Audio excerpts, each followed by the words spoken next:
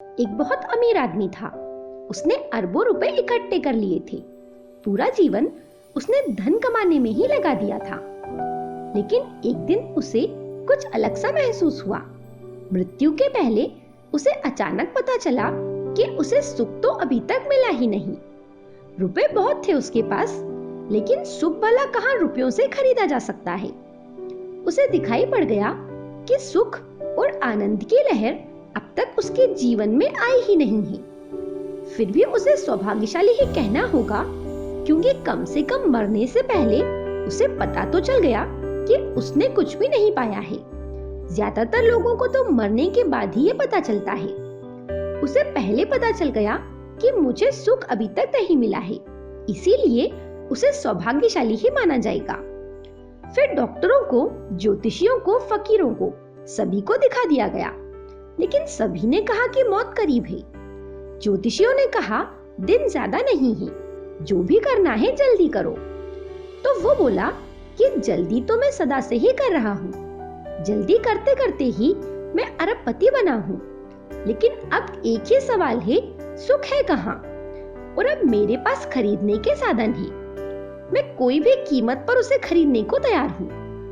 लेकिन सभी ज्योतिषियों ने कहा कि सुख के बारे में हम कुछ नहीं कह सकते। हाँ, हम इतना जरूर कह सकते हैं कि जल्दी करो, क्योंकि मौत करीब है।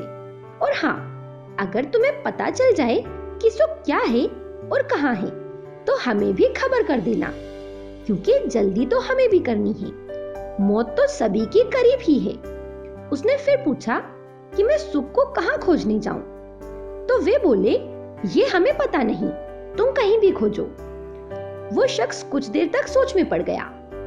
फिर उसने अपने सबसे तेज घोड़े को बुलवाया और उस पर सवार हो गया। घोड़े पर बैठने से पहले उसने करोड़ों रुपयों के हीरे जवाहरात अपने घोड़े पर रख लिए और गांव-गांव जाकर चिल्लाने लगा कि कोई मुझे सुख की झलक दे दो, तो बदले में ये सब मैं देने को तैयार हूँ।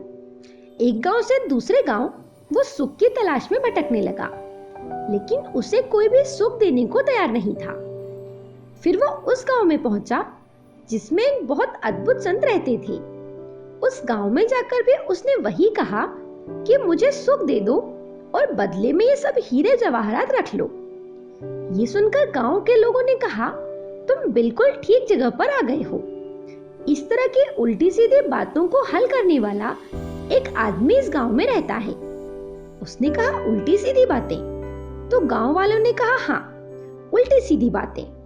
पहले हम सब भी इसी तरह की बातों में लगे रहते थे, लेकिन उसके सत्संग में रहते हुए थोड़ा बहुत हम भी सीख गए हैं। एक तो हम ये सीख गए हैं कि ये जो तुम कह रहे हो ये उल्टी ही बात है, क्योंकि धन से कभी कोई सुख की झलक भी खरीद नहीं सकता, तो सुख तो बहुत दूर की बात है। लेकिन फिर भी तुम यहाँ आ गए हो तो तुम बिल्कुल ठीक जगह ही पहुंचे हो। इस गांव में वो आदमी है जो तुम्हारी बातों को हल कर देगा।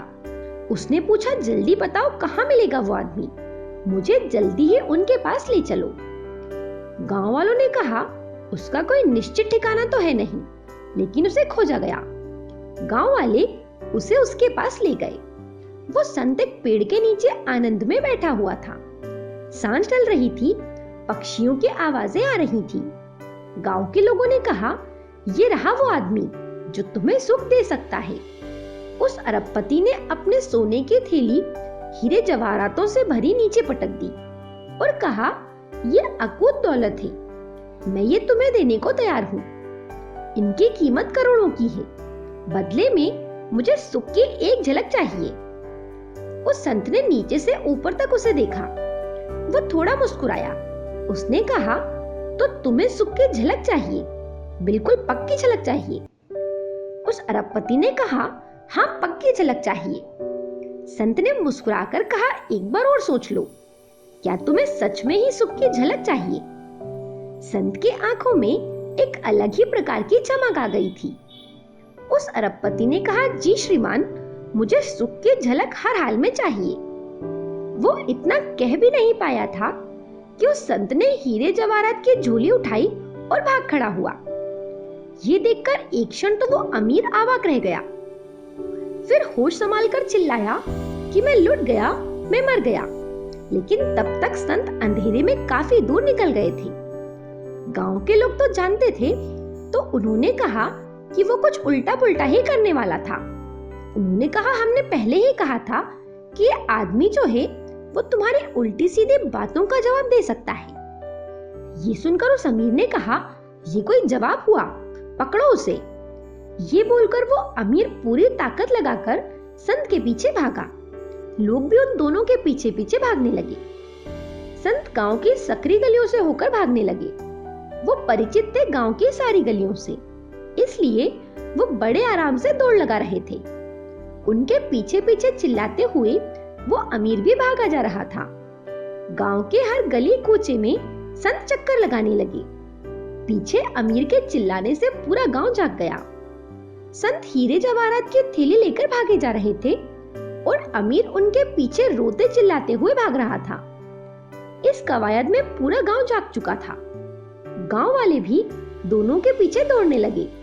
देखते ही देखते सारा गांव दौड़ने लगा।